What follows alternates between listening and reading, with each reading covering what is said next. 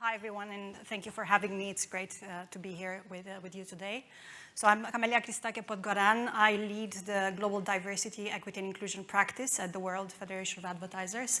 And I'm here today to talk, about a sister initiative of the All-In, which we ran twice, the first time in 2021 and the second time in 2023, which we called the Global D&I Census.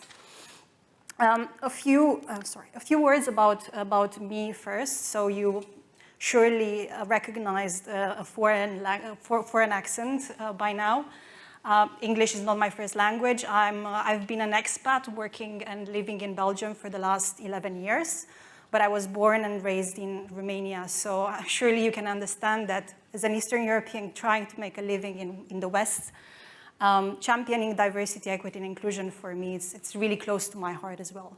I'm also pregnant with my first child, and thank you. And I'll tell you something really personal about me, which was, the moment we found out with my husband that we're gonna have a baby girl. And with my D&I hat on, my initial reaction was just to panic, because I was thinking life might be so much easier for a boy. I was thinking discrimination, objectification, looking at standards that you cannot always rise up to, like unhealthy body standards and so on. But then I thought, that's an extra incentive for me to make sure that I can continue to champion this topic and make sure that my baby girl will have a future where she will feel supported and be herself, no matter what she chooses to be. And having listened to some of the presentations here today and interacted with some of you, I'm even more confident that there can be a reality where my baby girl and other babies will be able to be whoever they choose to be. A few words about the World Federation of Advertisers, which I'm representing here today. So we are a membership-based organization. Our global network brings together some of the biggest marketers in the world, some 150 multinationals, and also some of the biggest markets in the world. We work with 16 national advertiser associations across continents, and we represent big companies, but also we work with ISBA in the US, in the UK, and also with the advertising, the ANA in the US, and many other associations around the world.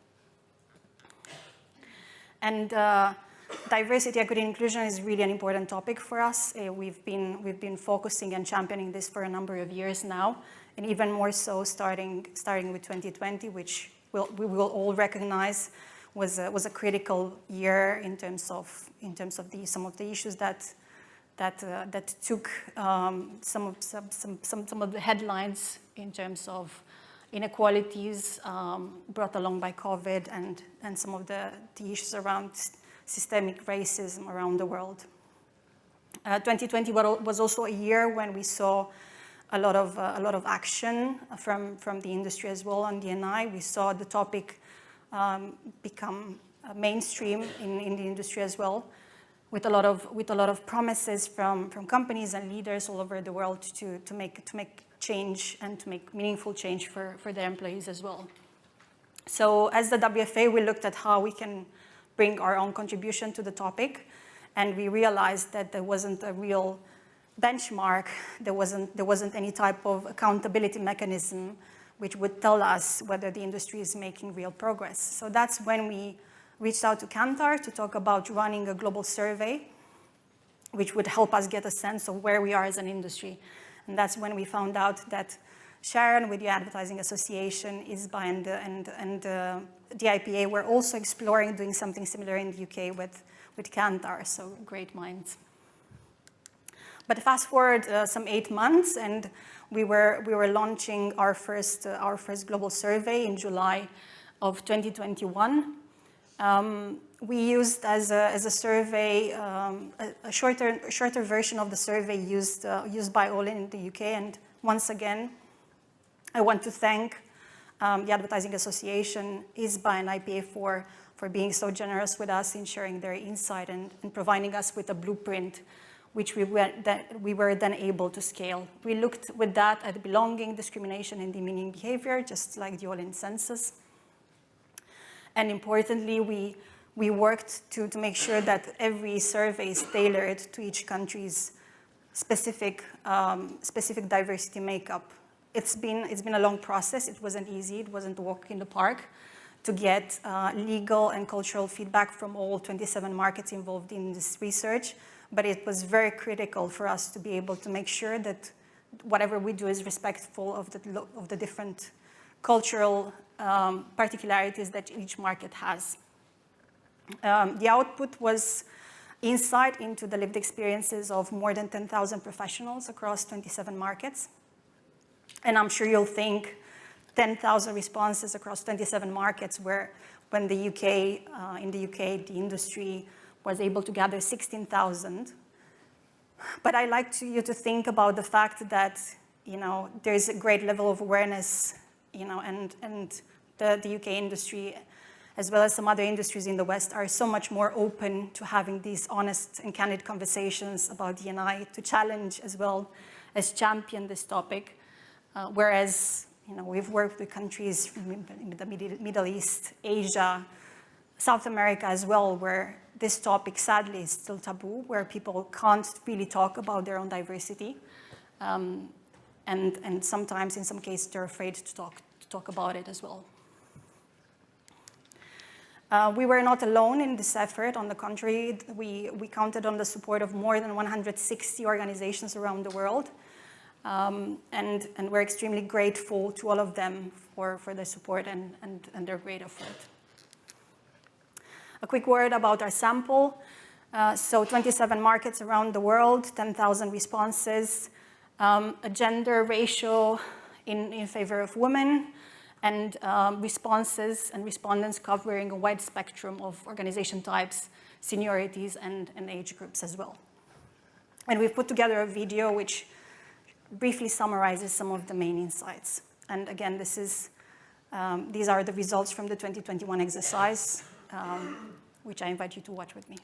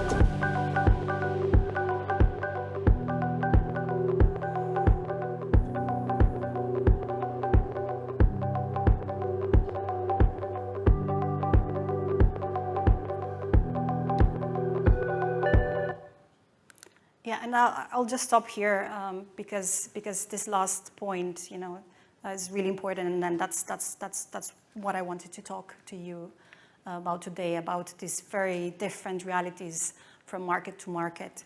The research that we ran with Kantar allowed us to draw some global insights that are valid across geographies. But at the same time, it also provided us with the data which shows that there are huge differences between markets. And we do hope that that data can allow local coalitions in a similar way to what it provided to All-in, with the necessary insights to be able to put together local action plans. Because, and I couldn't emphasize this more, then there's nothing more local than culture and diversity. And there is no solution which can be fixed from the top. It needs to happen at the ground. So in the next couple of minutes, I just wanted to show you, about some of these differences, and yeah, I think the data will speak for itself. And I'll start with the inclusion index, which was the main metric that we used, as you well know, developed by Kantar. And we looked at all the different markets that we involved in the research. The global average for the industry across the 27 markets was 60% inclusion index, with Belgium ranking the highest. You might be surprised to find that or not. But at the same time, there's a big difference between the highest scoring market, which was Belgium, and the lowest scoring market. I won't name the name, but I can tell you that it's an Asian market, with the gap between these two of almost 19%, which is quite significant. On a different metric, again important, which is the sense of belonging, the difference between the highest scoring and the lowest scoring market was 23%. In the lowest scoring market, half of those who participated in the survey felt that there's a lack. They didn't feel like they belonged to their company or to the industry, which is really high. But again, there are a lot of variations within markets as well, and I'll just give India as an example. The average score for the industry in India was 68% on the inclusion index, but you can see from this slide that there are huge variations between how women feel in terms of inclusion and how men feel in terms of inclusion. Some of the most universal forms of discrimination. So again, this is globally looking at the 27 markets as an average, were around family responsibilities. So that's essentially people looking after the elderly, the young or the sick. Around age, be that younger or older employees, as well as gender. But again, the differences and the realities are even more worrying when you scratch below the surface. So if you look at age, for instance, as an example, when we asked how many people agree with the statement, age can hinder one's career, 36% of people globally said, yes, we feel that. But at the same time, you can see that in some markets, the reality is actually even worse, like 45% in the case of Ireland, 44% for Spain, 43% for France. So almost half of the respondents saying that there is a huge issue with ageism in the industry. There was an evidence of a very, very significant gender pay gap globally, especially in higher positions, higher levels, with up to 13%, with up to 30% in terms of a pay gap in favor of men at an executive C-suite level. 11% in other senior positions, and 7% middle management, again in favor of men. But again, the gap accentuates in some markets.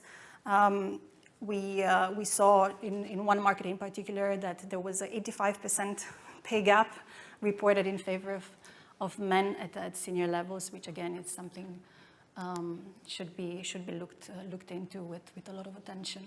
Minorities live poor experiences. That shouldn't surprise us all. And at the same time, we see that there's a lack of representation as well across all types of positions, but that accentuates at the most senior level. Their sense of belonging as well is lower compared to majorities within the markets that we looked at. And again, to give you some examples, 38% of participants belonging to a minority in France say opportunities are restricted by senior colleagues. And in Japan, 42% felt undervalued compared to colleagues of equal competence. But again, not all minorities are discriminated against. So if you think about countries like Singapore, Hong Kong, some of the Gulf Cooperation Council, countries in the Middle East, there's a huge community of expats which often takes the most senior positions in the industry. So there's a balance there which needs to be looked at. Some other examples: inclusion index in the Netherlands, 68% for national majority and 48% for minorities. The likelihood of leaving the industry, 1 in 7 in the US, if they belong to the majority, 27% for ethnic minorities. So that's more than 1 in 4. Health remains a taboo, especially mental health, with 44% of those reporting some sort of disabilities or physical or mental impairments, not being able to freely express their issues, talk about their issues and conditions with their employees. And again, we see a lower sense of belonging, more discrimination towards those categories of people. And again, the gaps accentuate in the case of some markets. We look at the Netherlands or Portugal, where people with disabilities reported bigger career obstacles compared to their counterparts. And one last stat, which is also quite telling, because this shows the biggest variation across markets, which is whether people feel that the companies are taking active steps to be more diverse and inclusive. The global average was 60%, but there you can see that there's this huge variation between the highest performing market, which was USA, with 83%, and the lowest performing market with only 26% of people feeling that the company and the industry is taking meaningful action. And again, the situation is even worse when you look at minorities within certain markets like Malaysia, South Africa, and the USA, which unsurprisingly now tell a lot about systemic racial issues that some of these countries are facing. And I could carry on and tell 27 different stories about each of these markets, but my main takeaways from running this exercise is that we finally have a benchmark that we can build on. It was very useful to get a sense of how many people feel included in the industry, but also how many people feel excluded from our industry, and shine a light on areas that we can improve. And we were able to provide to all the local coalitions that worked with us with data that can help inform their local action plans. Together with our D&I task force, last year we published what we call a Global D&I Charter for Change, which is something quite actionable that companies can use if they want to look at how they can make meaningful changes at a global level, looking at actions around leadership and protect characteristics as well. But I would like to emphasize again the importance of local action plans, and once again to congratulate Jolene for taking this such an important initiative for the UK market, because only by looking at what sets markets apart, where the local challenges that the industry needs to face in those markets, you can drive real and lasting change. I mentioned the fact that we redid the exercise in 2023. We just closed our field work 2 weeks ago. We did an in-depth analysis into 33 markets this time, but we also opened it up to people from all over the world to take the census. We've collected 13,000 responses from 90 markets in total, with participants from countries as wide as Haiti to South Korea. The results will be available ahead of Cannes Lions. But I can tell you that despite recognized efforts to move the needle is actually not moving. That's what the initial data that we've looked at is telling us. There are still big issues around gender. There are still big issues around age. So there's much more to be done there. And yeah, I'll just leave you with this parting thought, although it feels like I'm preaching to the choir, but for us, the census, just like for Rollout, is not an end in itself. On the contrary, it's just a means which can allow us to drive meaningful change. From our point of view, it's really important to help the industry hold a mirror up to itself. And that's critical because, yes, counting the number is important, but so does making the numbers count. And here we look at you, at your support, at your leadership to make it happen. So thank you.